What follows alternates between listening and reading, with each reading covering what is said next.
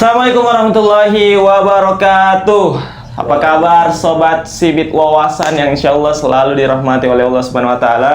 Kembali lagi dengan kami di segmen Tanya Ustadz. Nah, kali ini saya bersama dengan Al-Ustazul Karim Ustadz Safri Nurdin, insya Allah dirahmati dan selalu dijaga oleh Allah Subhanahu Wa Taala.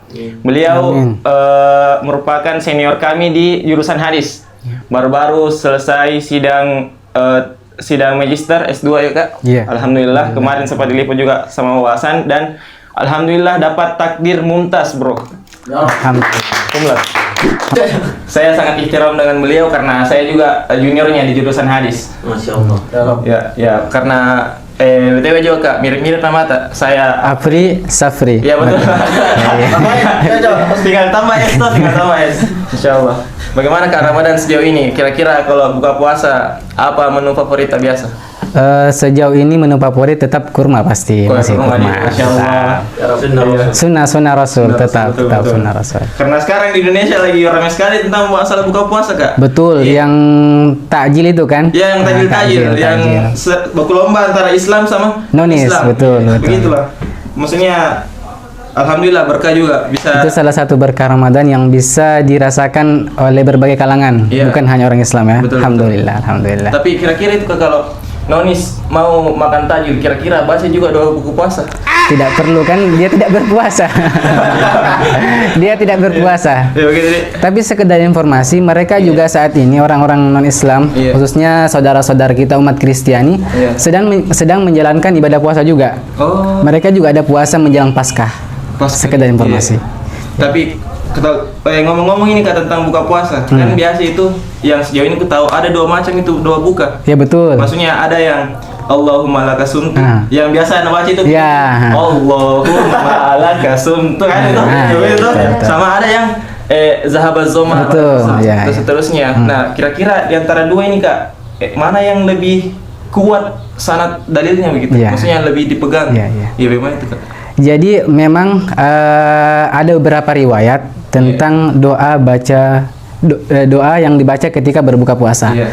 Jadi yang sangat masyhur, yang sangat terkenal di kalangan kita, di kalangan umat Islam, ataupun bahkan bukan umat Islam juga mengetahui doa ini, yaitu Allahumma lakasumtu wa bika amantu ala rizqika aftartu. Ya, ini memang yang sering diajarkan. Ini yang paling sering kita dengarkan, karena ini yang masyhur betul.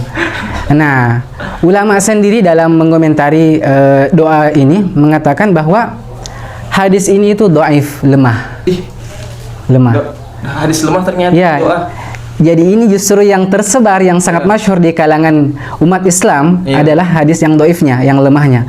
Allahumma lakasumtu wa bika amantu ala rizqika aftartu. Jadi ulama seperti Imam Asy-Syaukani dalam kitab Nailul Awtar mengatakan bahwa isnaduhu dhaif.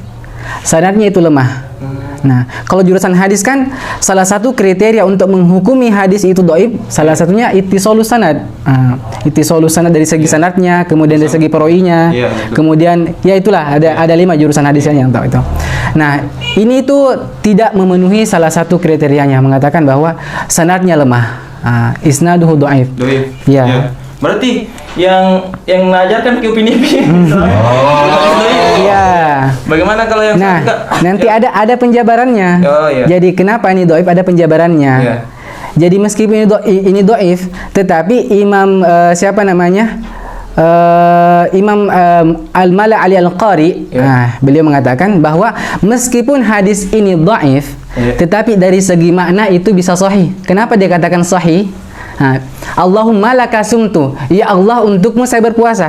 Kan ada hadisnya, hadis qudsi yang mengatakan bahwa kullu amal ibni Adam lahu. Seluruh amal ibnu Adam itu untuknya. Illa siyam fa innahu li, ya kan? Kecuali puasa, karena itu untuk saya.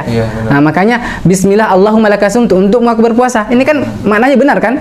Untuk Allah kami berpuasa, kita berpuasa. Secara makna tidak mengapa. Tidak apa-apa. Tidak mengapa. Tapi bagaimana yang salahnya? Ada salahnya. Salahnya di mana? Salahnya kalau kita meyakini bahwa hadis ini itu sahih. Hadis ini tuh pasti dikatakan Rasulullah. Itu salahnya kita ketika kita meyakini seperti itu. Karena itu dhaif. Tetapi kalau cuma mau dibacakan doa ini kan doanya maknanya bagus. Allahumma Iya. lakasum itu maknanya sahih. Ya, jadi kita berdoa dengan sebagai bentuk penghambaan dari Allah. Iya, tidak mengapa. Bukan meyakini kalau memang ini Hadisnya Rasul. Iya, Nah, itu hadis ini bukan meyakini kalau kata-kata dari doa ini adalah Rasul yang bilang. Betul, itu salahnya di situ. Kalau kita meyakini bahwa itu adalah Rasul yang mengucapkan, itu salahnya di situ. Kurang benarnya, bukan salahnya, tapi kurang tepatnya. Karena yang paling tepat, yang seperti yang kita tadi bilang, yang paling tepat doanya yang sahih dari Rasulullah adalah hadis yang dirawatkan oleh Ibnu Umar yang mengatakan bahwa karena Rasulullah sallallahu alaihi wasallam idza aftara qala. Jadi Rasulullah ketika iftar berbuka puasa mengatakan apa? Dhahabadh dhama'u, telah hilang dahaga. Wa batallatil uruq, basalah kerongkongan. Kerongkongan ini kan?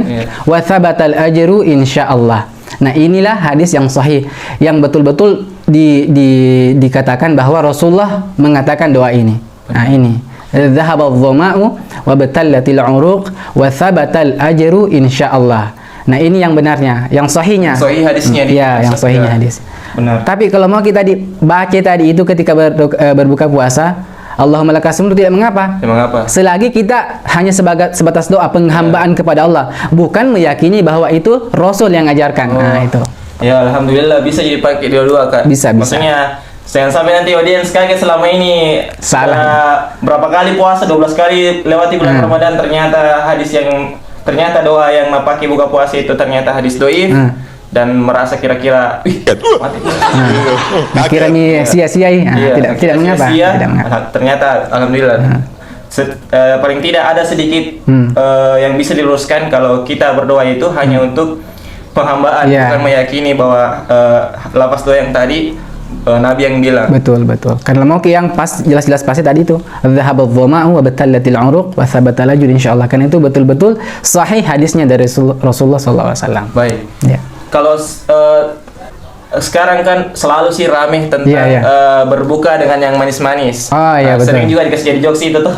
Berbuka dengan yang manis-manis. Jadi orang yang biasa di Indonesia pada khususnya mulai dengan makanan yang manis-manis seperti es buah, kolak, kue-kue yang manis. Bagaimana tuh? Apakah ada hadisnya atau bagaimana dalilnya? Sebenarnya untuk secara sharih, secara jelas mengatakan bahwa berbukalah dengan yang manis itu tidak ada landasannya, tidak ada hadisnya dari Rasulullah SAW. Ini hanya salah satu slogan iklan di Indonesia. Serius? Ya, salah satu iklan. Bagaimana kan?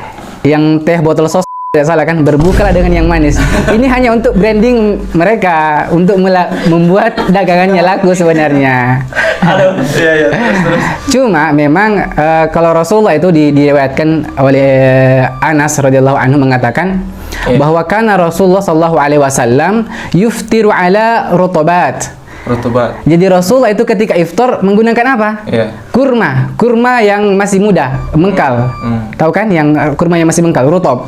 Jadi kan ada penamaannya kurma itu, ada balah, ada rutub, ada balah, ada tamar. Jadi Rasulullah ketika iftar kana yuftiru ala rutubat.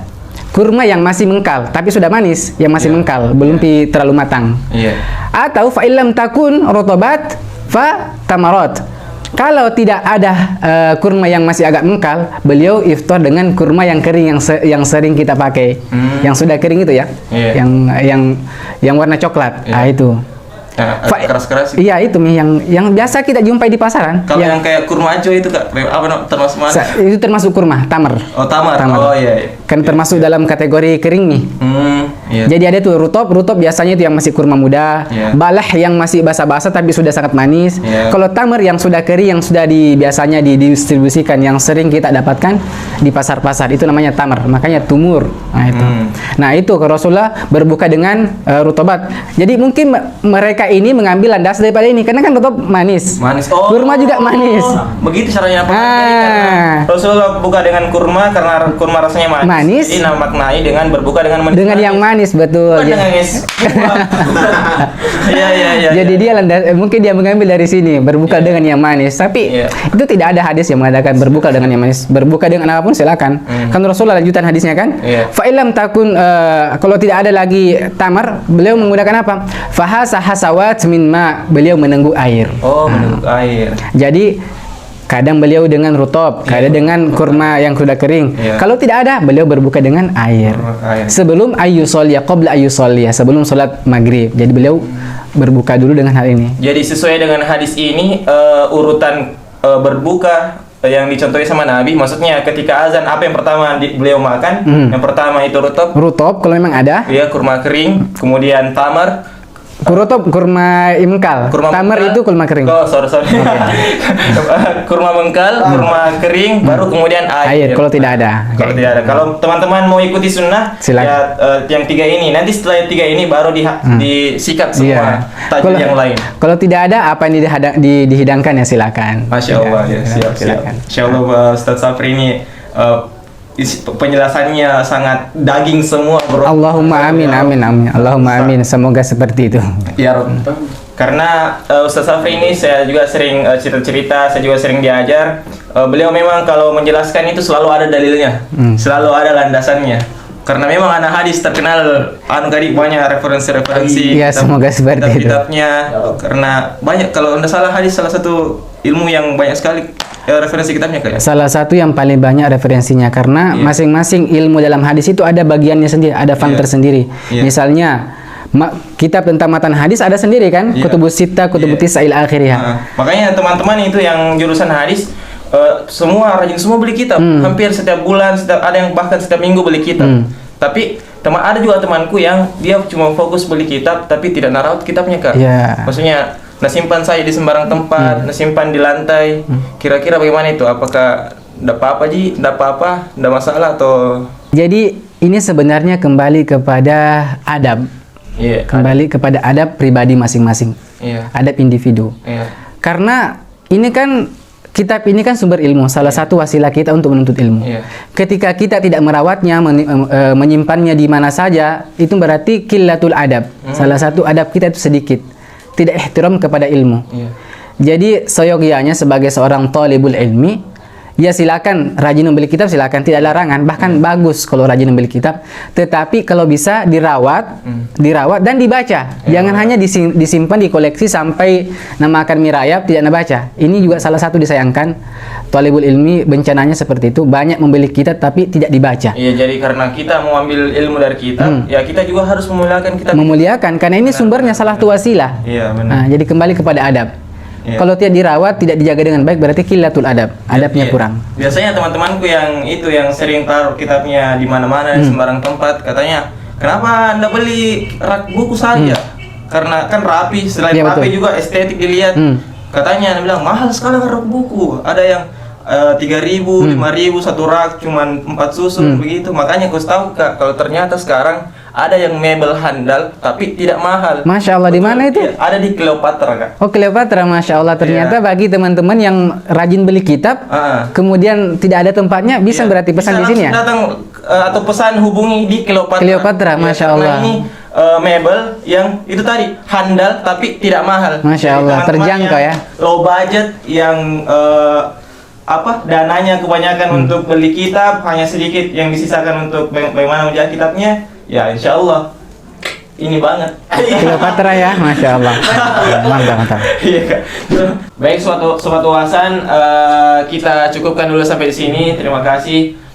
Saya berharap konten ini bisa bermanfaat untuk teman-teman yang nonton, dan tebarkan manfaat ini ke halayak yang lebih luas supaya kita bisa belajar sama-sama, supaya banyak kesalahpahaman yang bisa diluruskan. Sampai ketemu di konten Tanya Ustaz selanjutnya. Jangan lupa subscribe dan nyalakan lonceng notifikasi kalau bisa, supaya tidak ketinggalan seluruh insight dari Ramadan Helwa ini. Baik, assalamualaikum warahmatullahi wabarakatuh. Waalaikumsalam.